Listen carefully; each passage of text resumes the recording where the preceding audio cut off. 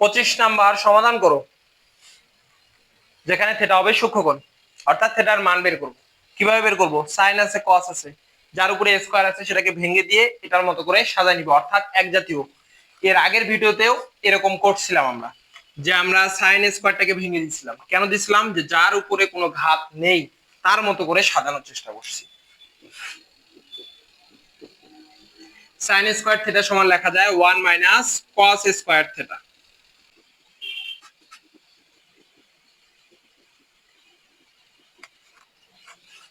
Two গুণ করে দেব।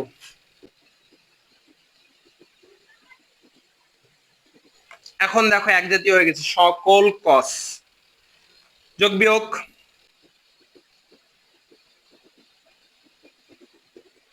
Minus sine সামনে আছে, কমন নেব মাইনাস সাইন।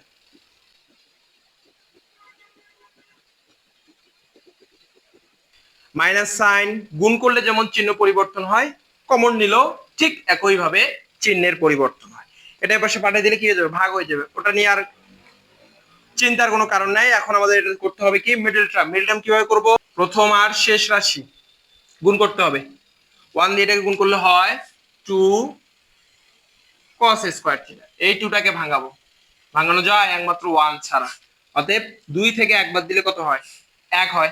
আবার 2 আর 1 যোগ করলে কত হয়? 3 হয়। দেখো 2 আর 1 যোগ করব, গুণ করলে আগেরটাই হবে মাইনাস সাইন।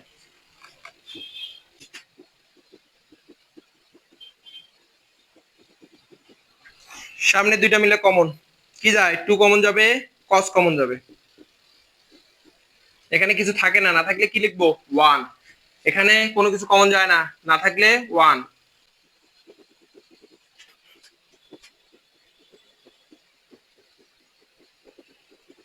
হয়ে গেছে। এখন কি লিখতে হবে? হয়। হয় লিখে এটা সমান 0, এটা সমান 0, মান বের করবো আমরা।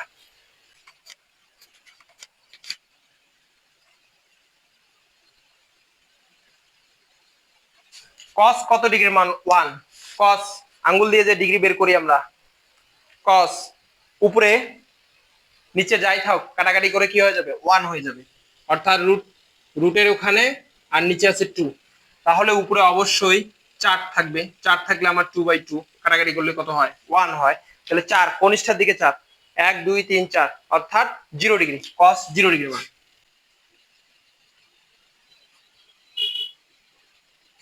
আবার আরেকটা আছে,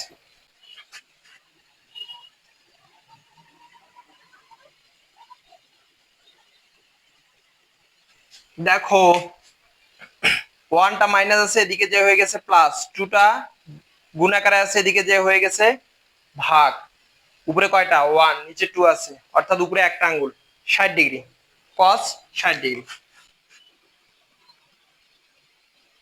cos cos ক্যান্সেল, থিটা সমান 60 ডিগ্রি। 0 ডিগ্রিও সূক্ষ্মকোণ, 60 ডিগ্রিও, অর্থাৎ দুইটাই অ্যান্সার। অতএব থিটা এর মান 0 ডিগ্রি বা 60 ডিগ্রি। এই ছিল 25।